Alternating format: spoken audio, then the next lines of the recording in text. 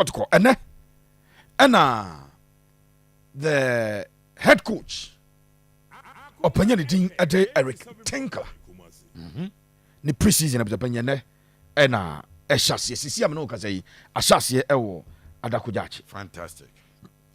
Now uram ewo dwumadi a ekoso na abusua no kwasem ewo ne say krobia Asante Kotoko metema womo edika for mo sporting director Stanley Menzo omo wiye no nanu ya na omo confirm the appointment of Eric Tinkler. Yes, head coach Eric Tinkler. Asia the rest of the technical team no meet edika koso Hamza no physical instructors no ene omo makani na omo asia ena no pay meeting koso ewo for Mr. Kotoko players baby omodano. Yes. In attendance was the head coach and the director of sports or director of football. The original fella man. Ena onum edi enkomo na didi enkomo abusapanyi. Ena fi uram ewa dakojachi a ene sabria me no ka say training no ahyase enso ewo ho. Nice one. Ye ba be uram ewo adakojachi sisi a ye ka say. Na yakofa live update and live report. Ede free ho. Fantastic. Live update and live report. Ye kwakofa ede free ho sisi e. Now eno ena buzapanyi. Odo wani achirem ewo adakojachi wa. Yes. The a training no all the players of Japan omo Asante Kotoko players obi ni wa so far ya ka cheze monzi ho. Okay. Youth team players and exclusively bright chance no. Yeah. You ma list of the youth team players. Sure. And you ma list of players who are not going to be there omo ni ho. The omo ma ho. Abusia na omo ma ho no. Baba ya ema ho. The contract Samba contract oma ho. Abloko ko jano kwan last season oma ho. Yes. Henry Ansu contract oma ho. Uram ewo Kotoko team ni mu a abrante bi ti se Peter Midu akwa contract nti ono so ema ho. Then goalkeeper Muhammad Kamara contract ono so ma ho. There are 4 other players so 4 other players no. Abrante the thing ade Shaibu Abubakar right back we pra. Lodamo right back we pra. Middle hono Seth Kojo epra. Okay. Oma and a middle honano Andrew Sintiman. So these 10 players will not be there. Yanko Adakojachi na ene Abrante at the clinical. One ewo Yanko live report and free Adakojachi na fi Phyllis no yemfa dia kan entwaso. Okay. Clinical, good afternoon. Bibi Aboko. Abusha penyi na me adom me ho ye samo so mo ho ye de. Adom yes ye ho ye pa. Sesi a wujina Adakojachi confirm mama. Yes, me dina Adakojachi amene o kasa sisi abusha. Nice one. Coach Eric Tinkler, ne preseason ena washase no. Coach no e wa Adakojachi ho na den ena ekoso. Well, I am very happy now. Manya Eric Tinkler video, you know, after second and the other denominator, my display no, also the other the Madakojachi one no Eric Tinkler or Honomaya confirm the Amamo. Well, medical mamo time and players no arrival on the field of play and after on the training grounds. Meaning say on my display the and twice me live from Adakojachi. Atakoma 87.9 FM. Beshe the arrival of Kotoko players no. Yantuaso. Well, I was hoping you must have that na mastate the 3 players are one available Adakojachi. I'm starting from free goalkeepers actually. And goalkeeper ni din the Diary Abdul Aziz Harun one about the team Adakojachi as far as their first day of the preseason air concerned. Alongside Abrante and din the Benjamin Chin. These are senior goalkeepers are one about the team Adakojachi on the part of defenders no. Abrante and din Musa Hamzata one available and I say Zakaria Hussein Zach and so available. Abrante and din Francis Aqua ubenya ɛyɛ abranteɛ ne din ɛde ɛyɛ we no ɛyɛ Patrick Asiedu wɔn nso so ɛyɛ available a ɛne Emmanuel Kopi nso so ɛka mo ho bi ane wɔn nyinaa no ɛyɛ defenders a wɔn ɛyɛ available as far as the one of the training ɛyɛ concern uwem or the middle department of the team now maame nfa ntoja ɛsɛ abranteɛ ne din ɛde set kojo yɛ nyinaa yɛ nim sɛ wɔpra ne mom surprisingly mo sɛ set kojo aba on the field of play ɛne wɔn nam adakɔgya akyi bet wɔnyɛ intensive training so say the guys no and so intensive training no and as a player what pra and me one also sweating about back branch and din Andrews team one also reported Adakoja to see no say other players no the likes of Abranti and din Hubert Joe Ubinya Abranti and din Abranti and din and so Hubert Joe one available that American Ede Atu and Walid name in Romeo and so available Mr. Branty and Dean and so Eddie Romeo Munano available on the part of strikers no Ubenya Kwame Pokubeye Dogo Yaku or no available one of your Branty and Dean and so Eddie we know Kwame Pokubeye Munano players are new one available and so training grounds are in the Kasa na coach Eric Tinkler Samuel amene okasa no wabo aben ama place ni nyina atwa konka a wono mu din komo one by one ohwe wani ma no obi sa odin na ono so introduce no ho e de acho na bibia etumi akoye nti si amene okasa de ekoso e wade koja ache ana meka wonsem enso so e de acho obusu apanyini na obusu apanyini de tie ne se uram ewo eye adakoja ache project na medical ama video dada eno adwuma ye adwen say ba be as far as training report no consensus see amene o kase no adwuma ekoso den ewo adakwaja ate a enya sanketwa na ene worlders no ewo around omoso so na de no de agu roof no so na bibia enso etinya koso kama madi kind of video no so de amamoda danti no some big display de amaye na bibia enso so etinya koyia na ye to so ni aba Kotoko training grounds Adakojachi and the live reports yene clinical and AD komo clinical yanhwa de wo hwe coach Eric Tinkler ne technical team no technical team members no ewo ho ana ono nko a na eye n'adwuma sisi amene o kasa de emi mo se Hampton ana fi uti the technical team guys are emi wonom kai after the sacking of Opinion and Dean Edit Prince Owusu Wamon and on together with Opinion and Dean Edit Eric Tinkler and Omoya Juma. And my main fan Tuja as a board chairman, Eddie PMU, Ewada Kojachi, Tabria Menoka say, or Honoma or monitor proceedings, and of course, Opinion and Dean Edit Mr. Kutu, and so available and on also so monitor proceedings. But I'm told it's a board chairman at present, the monitoring of Adakojachi and after the first training section of Opinion and Dean Eric Tinkler. Okay. Na Asante Kotoko move bi a ye hu supporters. Ene e ti say wo hu supporters ni bi were around.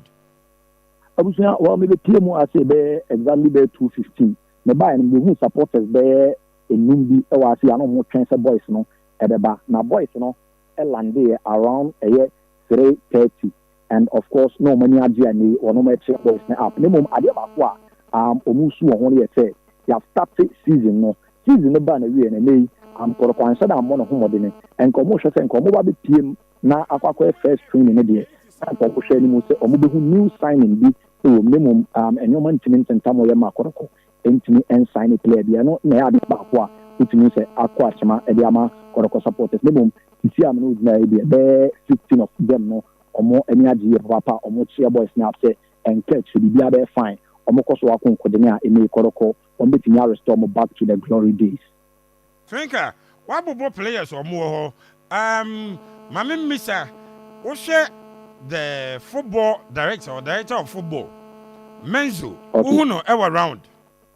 Menzo and so ever around. Most of our folding arms at the Honoma and also monitor proceedings. Some of the year at Yako Kamantina. Maybe Kotoko technical team no or more may available or dia or Matabiano at touchdown. And I say top hierarchy. As far as Kotoko board no air concern, no so touch down and omo monitor nyoma na ade ba ko amija no me say junior team players na na say youth team players no any players na omo ko loan Oko United no I think that 3 of them about the team ha Solomon Kwakusa Vitus Aboka and so about the team see and they share say the between yakui and after the likes of Asante and the Lawson chain and Asante and the best mark pechi almost no junior team na omo junior team boa de mu into division 1 almost so team aba and omo ba boa ma bibia etin yakui Asante Kotoko foreign striker Morfin Donzo all around Morfin Donzo team touch down on team my yes Morfin Donzo there me hu no ase samri ya me no kase Clinical mijawa mwako ewom unya Tinkler ene nkasai but o she ne attitude kwan a offer so ne players no edin komoni ade a wo sha relationship no cordial na bibia abeko kama. Yes, mpanyinfo kan wa say say onim wadwuma onsuro broni ana broni na ne gina onoma o ye adwuma ni ntino hwa digina ene the way o technical team members no edin komo how si fa introduce no to players no ene how si bodi na so abonidi so bodi dia train na to say yes enyoma eko kama party see ya ne betimi maintain dia dey discipline aya hwehwe e ko bia Kumasi Asante Kotoko team na ateno the GBA pass Eric Tinkler ebitimi dia we na say they are boys no esi afaso our come opinion no ana respect our omodi ama no e won the first day of training no to say e massive enya Asante opinion Franka ewie akoma 87.9 FM yene yatifo yada sipi dia ka bia no chigu ahoma no so yebeba na yabeje nyame hia opa abuja penye no so na da wase ni akonya enti pepe yebemu adakojache enti yadasu ejinam e Asante Kotoko one more the start of the preseason of Asante Kotoko. Fantastic. Na said clinical ere etu dwa no the board chairman of the club. Sure. He's now the executive chairman of the club. Wano ebai ebipiem. Who said normally no say ho bafia ya na panyini eye introduction no. Yes. Asante Kotoko administrative manager. Richard Akuto. Richard Akuto. And so our grounds. Fantastic. Now 10 years pa for the sake of emphasis. The original fella man. Technical team members are omo ewo se CA no. Minim se yemfa yinka ho Stanley nka ho a. Se Stanley ka ho dia okay say technicalities o kan bi. To no head of Kotoko football nyasa. And a head coach Eric Tinkler. Assistant coach or head coach Adema the youth team. Hamza Obin Mohammed. Hamza assistant. And the youth team assistant coach. The dimpa and the depa ye uti. I didn't know any agro uti. Enti we mu ne mpanyifo aye kasa sabere ye bujapanyi. Wo mo ewo Asante Kotoko training grounds ho. Nice one. Sa goalkeepers trainers ne ade no. Unsa ya taka say new king new law. He said new master sent as nkomodie ekoso in terms of their engagement, how they were engaged and if they will be engaged further, they will be re-engaged. Sa nkomodie nyina esa bujapanyi ekoso ewo. Nice one. Enti udru adakoja ache sabre aye kase ya Asante Kotoko training no ena a resume na makacho se yen ya hayi information no inquire ya me kan general mekacho youth team players na omukọ loan e wo Kwa United no sa youth team players na zapanyi enkwada no available Solon Kwakusa or a midfielder Abrante the thing ade Vitus Avoka utimi ball as a left back, utimi ball as a winger. Sanso ana Kodua. Kodua. Okay. Kodua. Abdul Isaka a striker. Yes. mpanyinfo ato nsa afrɛ no ɔmo nyinaa no ɛkɔyɛ medicals ne bi abusuapanyin ɔmo ahyɛ pre-season ase with Asante Kotoko board chairman ɛkɔ pie mu ɛwɔ Adakogya akyerɛ abusuapanyin yes adwuma baako a ɔsan so ɛkɔyɛɛyɛ no ɛyɛ the project going on container na wɔn ɛyɛ redevelopment rehabilitation reconstruction every saa adwuma na ɛkɔ so no the board chairman has awarded the contract to Wisdom Grace Construction Limited. Deɛ metia ne sɛ in the next 11 days ɛsɛ adwuma no bɛpanyi ɛba na ɛbɛsi in the next 11 days ɛsɛ adwuma no ba na ɛba bɛsi Kabiru nam ka sɛ ɔma yɛn ɛyi no coach no coach Tinkler yi so asɛnde Tinkler video no aba ti busa channel no mfama no yɛnkɔ yɛnim ɛna make a project one asɛm sɛ videos of the project enti uram ɛwɔ Adakogya akyerɛ bɛpanyi yes ɛna da so board chairman akɔ inspect project no. Wow.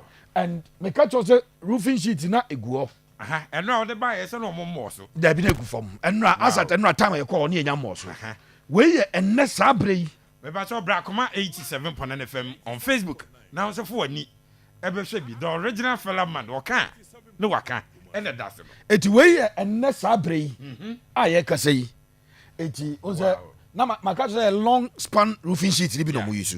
Yeah. Enti containers say suru ni nyina omo aye flow ɛwɔ hɔ omo wie flow no omo de nade no asisi ma na nya support nti omo de nade no ewurawuram ɛyɛ flow no nti nya support ɛwɔ hɔ okay ɛna afei omo erufi ɛsoro no okay ɛnkane rufi no na ɛyɛ yabɔ nnua na omo de unse yɛ transparent roofing sheet bi normal roofing sheet ni bi no yɛ transparent ones are normally go for sifia omo de bomb fifi de sɛ bɛ normal sunlight ebetumi abɛfie hɔ enti wei deɛ ɔmo yisu long span roofing sheet ɛno na bisapanyi wɔn ɛde egu si to hɛ the far end hɔ na ɔmo wie hɔ deɛ no ɛno yɛ kyerɛ hɔ baabi a container white ne si na ɛyɛ washrooms no ɔmo wie hɔ no ɛna ɔmo move aba this side a wɔn ɛyɛ ahanso adwuma yi eti project no board chairman akɔ inspect ɔmo bɛto tiles ɛwɔ ɛsoro baabi aberanteɛ na ɔpagya roofing sheet ne gyina no ɔmo bɛto tiles. Yes, ɛno a wokan sɛ ɔmo flow yɛ no. Yes, ɔmo bɛgu skidi na ɔmo ato tiles wɔ hɔ.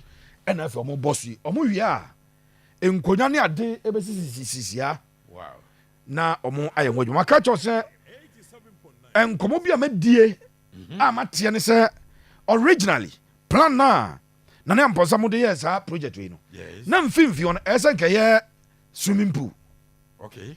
Nkɔmɔ a mɛdie ne sɛ panyini bi ɛbɛ recommend saa deɛ ma board ne sɛ nkɛbɛyɛ yɛ a kɔmɔ nsa nyɛ swimming pool because ɛsɛ ka players no ɛwie training a na ɔmo run inside ɔwɔ hyɛ ɔmo wa apɛ sɛ swimming and swimming is one of the best exercise as a sportsman obetuma yɛ nti ebi ɔmo bɛ consider anaasɛ a different place ɛwɔ Adakogya akyerɛ no will be demarcated for a swimming pool this board ɛbɛ construct abusua deɛ ma teɛ ne sɛ board chairman no ɛmo sɛ watua adwuma yi ho ka wie wow na ɔne contractor no ɛtena ase no Wisdom Grace for no ɔmo de ɔmo quotation ne ba na sɛ board chairman wasan atua ka sɛ munyi mu sika na mo kɔyɛ adwuma no fa ma me the original fella man that has also been paid for enti we yɛ Adakogya akyɛ nkɔmɔ from players abedru technical team members ɛwɔ hɔ management member ɛwɔ hɔ board member ɛwɔ hɔ executive chairman ɛwɔ hɔ ɛne construction baabi a adru from ɛnra